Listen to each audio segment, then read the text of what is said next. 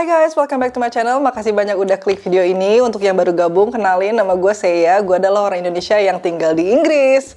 Jadi gue baru nge-upload lagi setelah sekian lama gue nggak nge-upload guys. Sorry banget karena memang lagi ya ternyata banyak kegiatan juga. Terus weekend enaknya hangout gitu sama teman-teman. Jadi kadang-kadang suka agak lupa gitu kalau harus nge-upload video.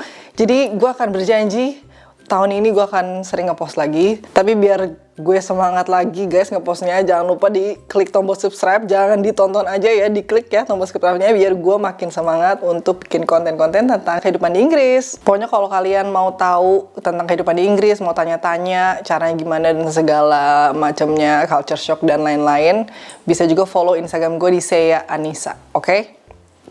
Sebelumnya gue Seya Thorpe, namanya gue ganti Seya Anissa. Bukan masalah apa. Sorry. Bukan masalah apa-apa, jadi kayak pengen ganti aja gitu, no reason. Oke, kali ini gue akan bikin video simple aja, ngejawabin banyak komen-komen netizen yang ada di YouTube gue. Ini gak pernah gue bacain dan gak pernah gue bales akhir-akhir ini karena as I said, gue sibuk. Jadi sekarang gue bacain komen satu-satu dari beberapa video, oke? Jadi gue rangkum.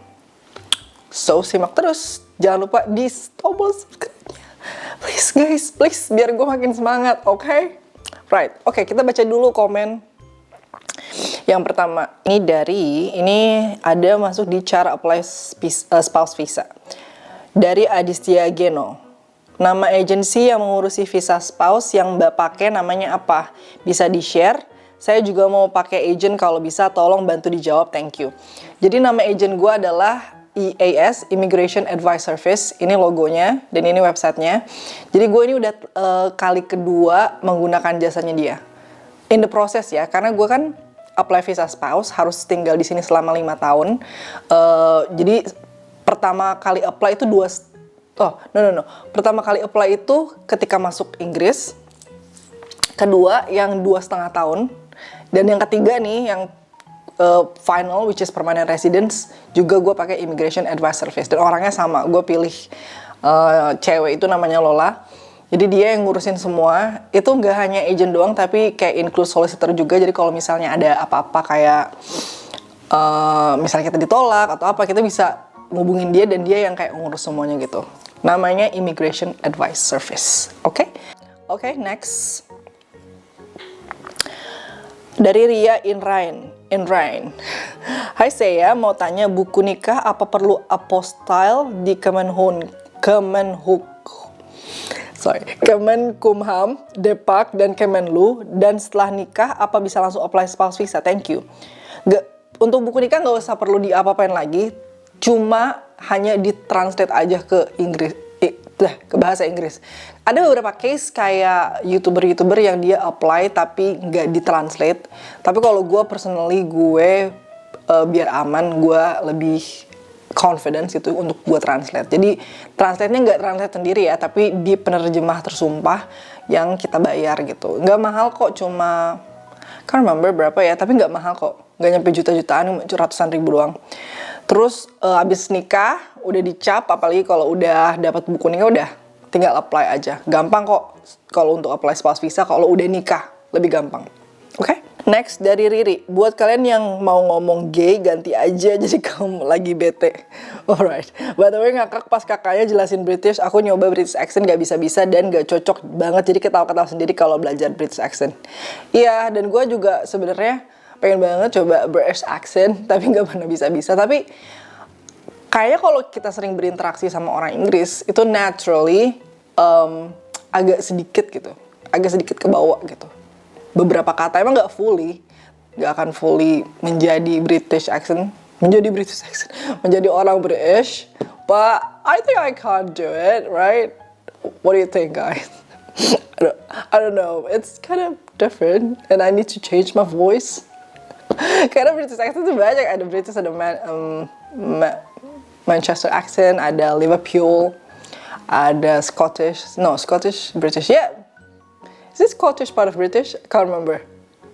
Lupa gue tuh udah ambil Live in the UK test, tapi gue udah lupa banget semuanya guys, oke? Next kita ada pertanyaan lagi, Dinda. Kalau buat tabungan bersama itu ada dalam persyaratan nggak ya? Oh, untuk spouse visa nggak perlu ada tabungan bersama, karena yang penting si sponsor itu, which is suami kalian atau istri kalian, itu tabungannya udah memenuhi standar apply visa spouse gitu. Dari Zaki Hafiz Ayasi, mau nanya dong, kan saya saat ini di Eropa Schengen dan saya punya resident permit. Nah, kalau dari Eropa Schengen ke London apakah butuh visa? Yes, butuh visa, yaitu UK visa. Jadi UK, US, Australia, and Europe ya, beda. Makanya kalau gue punya permit residence British. Ketika gue pergi ke Paris, gue pergi ke Germany, I need Schengen visa. Gue nggak bisa menggunakan British quote unquote permit untuk masuk ke Schengen. Jadi begitu pun sebaliknya. Kalau kalian hanya punya European, which is Schengen, harus apply visa gitu. Oke. Kita cari lagi ya.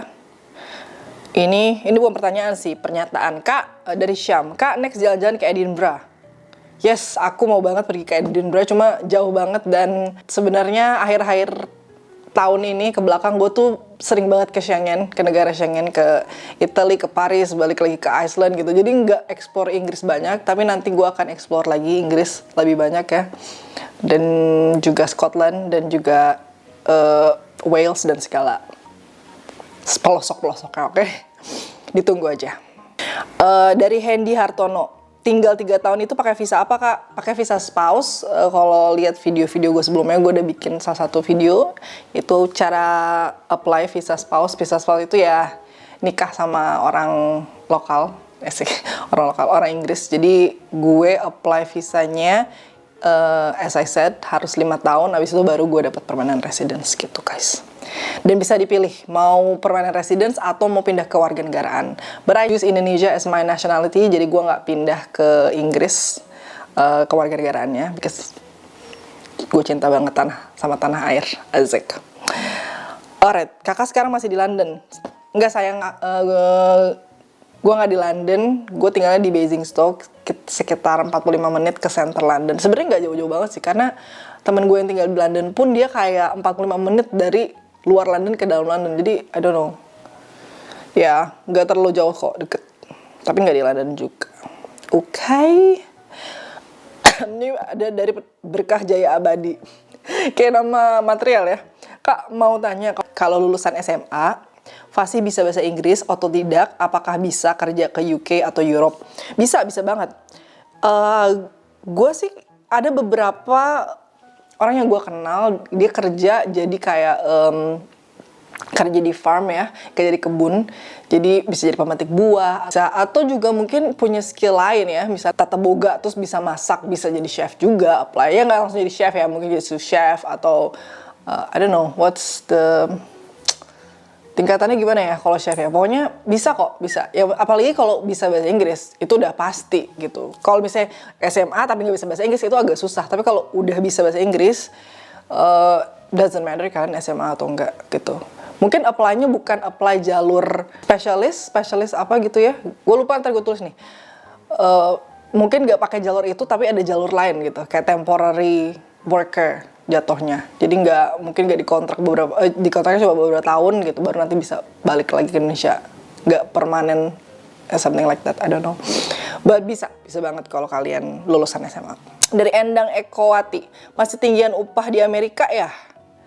Gak tahu sih sebenarnya upah di Amerika berapa. Kalau di Inggris sebenarnya cukup aja sih, nggak tinggi, nggak rendah juga, karena as I said before, banyak banget pengeluaran yang harus dikeluarkan ketika kalian tinggal di Inggris gitu guys. Jadi jangan kaget, oh ini gila banyak banget duitnya, ya ampun gue jadi orang kaya nih, tapi enggak guys. Ketika kalian di sini kalian harus lihat realitanya bahwa semua harga mahal. Bahkan tahu aja, menurut gue tahu adalah makanan paling mewah yang gue makan. Daging sama tahu mahalan tahu saya. Tahu itu harganya di sini 2,5 pounds, which is 2 pan aja sekitar 40.000. Itu segini doang guys, kecil segini doang, segini. Tempe sama guys, gitu 60.000-an.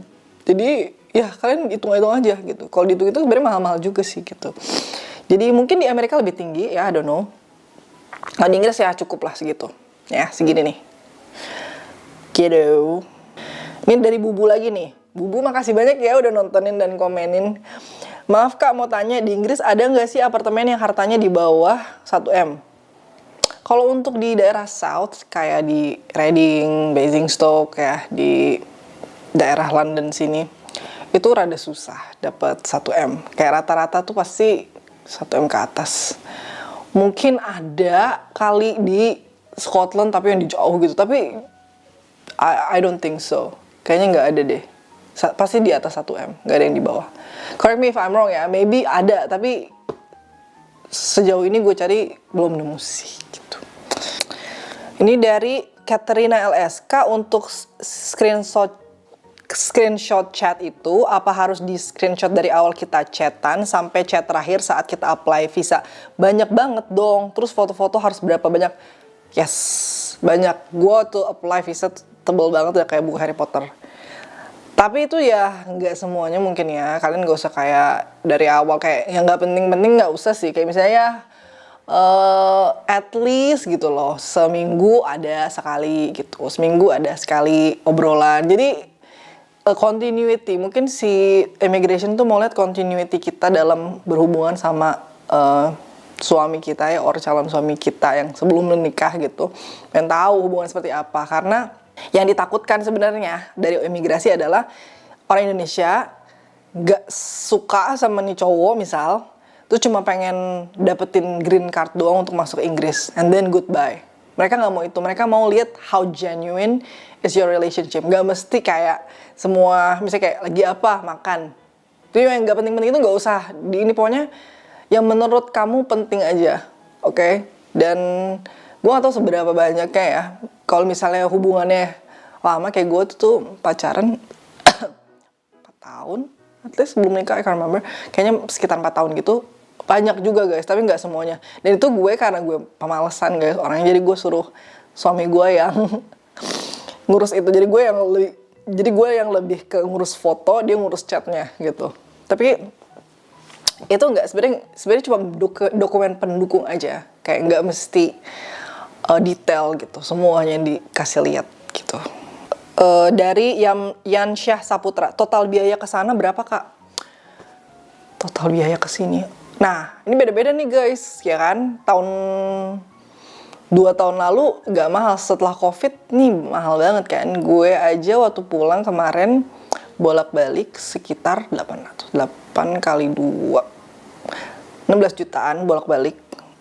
Terus ya itu aja sih total biaya ke sini ya, ke Inggris ya 16 jutaan kalau misalnya flight doang ya. Belum termasuk apply visa itu ya, waktu itu gue apply zaman dulu ya guys, 2000 berapa ya, gue lupa, untuk turis visa 2016 I guess, itu sekitar 2 jutaan. Maybe sekarang lebih dari 2 juta, bisa 4 juta kali ya. Ya total mungkin at least saving 50 million lah ya, 50 juta gitu. Dan juga 50 juta buat tabungan gitu. Tapi again ya, gue bukan petugas imigrasi, jadi jangan mendengarkan celotehan gue dengan kepercayaan 100%. Jadi tetap do research ya. Ini untuk savingnya aja, safety net aja.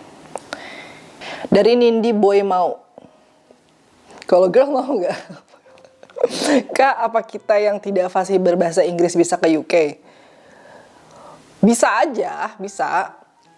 Cuma mungkin agak inconvenient aja. Kalau misalnya kalian kesini tujuannya untuk tourist, bisa.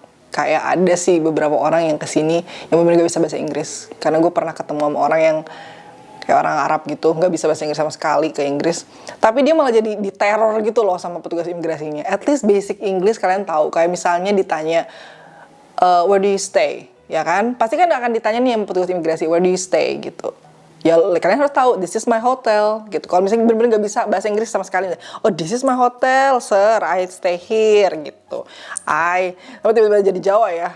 Gak stereotip, sorry ya, bukan stereotip, gue orang Jawa soalnya. Misalnya apa, tinggalnya di mana kita, terus di sini ketujuannya mau apa, pokoknya basic pertanyaan yang penting bisa. Sebenarnya gue lebih takutnya ke imigrasi aja sih. Ya kalau untuk nyampe sini kalian gak perlu interaksi sama warga lokal juga sebenarnya is okay, nggak apa-apa, bisa. ke restoran tuh juga gak bisa bahasa Inggris juga gak apa, banyak banget kok orang yang gak bisa bahasa Inggris. Bahkan ada beberapa orang yang gue gak tahu mereka gimana caranya pergi ke sini, ilegal atau gimana, gak bisa bahasa Inggris sama sekali gitu, sama sekali. Padahal mereka udah kerja kayak jadi kasir gitu terus gak bisa bahasa Inggris, kan kayak how did they get in? Bahkan gue aja harus tes ini, tes itu, harus tahu gue bisa bahasa Inggris, kok dia bisa gitu ya. Tapi but yeah, I don't know how they get here. Tapi gak, kalau untuk turis I don't think so. Yang penting basic English aja, harus bisa basic English. Dan gue yakin kok semua rakyat Indonesia bahasa Inggrisnya lebih jago kok. Kita pasti, maksudnya even yang orang Indonesia itu, even yang kayak mungkin sekolahnya cuma sampai SMA atau sampai SMP. Sorry guys, ini gue lagi sakit. SD atau SMP, SMA itu kan pasti selalu diajar bahasa Inggris, dan kita pasti tahu lah basic kayak what's your name, where do you live gitu, kayak gitu. Kalau misalnya nggak bisa, bilang aja I need translator.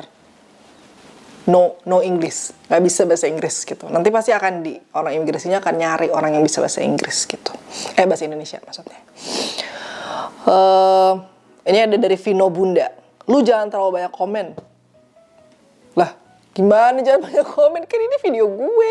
Lu kalau gak suka, lu gak usah nonton video gue guys. Sumpah. Dulu gue kayak suka mikir, ini orang kenapa ya kalau balas-balas kayak gini tuh kayak ini ada di pikiran mereka tuh apa gitu. Kayak lu jangan terlalu banyak komen gitu. Gue nanggepinnya ketawa aja ya guys. Kayak kocak aja, kayak gue bingung dia lagi ngapain deh. Terus dia nonton video gue gitu, terus kayak banyak bacot gitu, langsung balas. Kocak aja. Alright, next. Dari Grita. Ini kayaknya pertanyaan terakhir yang gue baca karena udah kepanjangan ya videonya. Pertanyaan terakhir dari Grita. Kak, boleh tanya kalau di UK ada deposit free kalau kita nyewa apartemen? Kalau ada biasanya berapa sih nominalnya? This is a good question. Kalau misalnya kita sewanya Airbnb doang, lewat Airbnb ya, website Airbnb, kita ya nggak ada deposit. Depositnya ya tergantung dari landlord yang ada di Airbnb, dan tergantung mereka persyaratannya apa ketika kita rent dari mereka. Tapi kalau misalnya kita udah tinggal di sini, kita mau rent apartemen untuk for good, for long ya, misalnya untuk 2 tahun atau 6 bulan atau ya more than 6 months, mostly, biasanya setahun lebih, itu harus ada deposit. Dan deposit itu tuh tergantung property agentnya guys. Jadi kalau misalnya property agentnya bilang 1 kali harga dari sewa apartemen, itu bisa. Biasanya sih mostly ya di Inggris tuh harga dari 1 kali apartemen untuk depositnya. Misalnya kita nyewa harganya sekitar 1.000, itu biasanya depositnya bisa 800 pounds atau ya mungkin 1.000 pounds. Nggak ada yang kayak 2 kali lipat. 2 kali lipat tuh jarang banget, tapi mostly 1 kali dari harga sewa apartemen. Oke deh, 1 pertanyaan lagi nih ya. This is a good question. Kak, kalau status belum menikah atau masih pacaran atau tunangan dan orang itu dari EU, apa bisa apply visa ini? Kalau orangnya dari EU, nggak akan bisa apply visa UK guys. Karena ya kita kan sudah bukan, semenjak Brexit kemarin, Inggris sudah bukan bagian dari European Union. Walaupun kita lokasinya memang di Europe ya. Inggris tuh lokasinya di Europe, tapi bukan dari bagian dari European Union. Jadi nggak bisa kalau misalnya apply visa untuk ke Inggris menggunakan sponsorship dari either pacar atau tunangan kamu yang berkewarganegaraan bukan Inggris. Kalau Inggris itu bisa.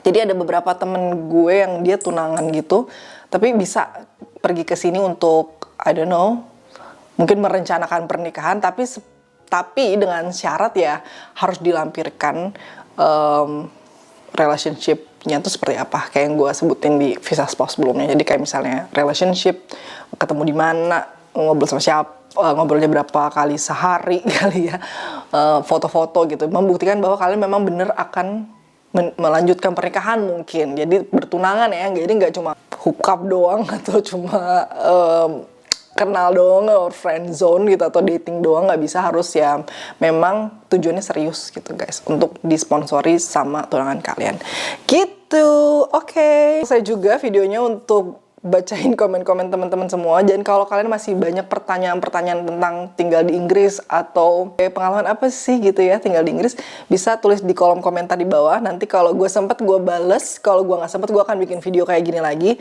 Dan kalau misalnya kalian masih ada pertanyaan lanjutan, tapi belum tentu gue bales ya guys ya, karena kadang banyak pertanyaan, terus kadang gue juga sibuk juga. Kalian bisa follow Instagram gue di @seyaanissa. Oke? So, makasih banyak udah nonton videonya. Jangan lupa di like, di komen, dan juga di share videonya ya. Siapa tahu bermanfaat buat teman-teman yang pengen tahu tentang kehidupan di Inggris. Dan makasih banyak guys. See you in the next video. Bye-bye.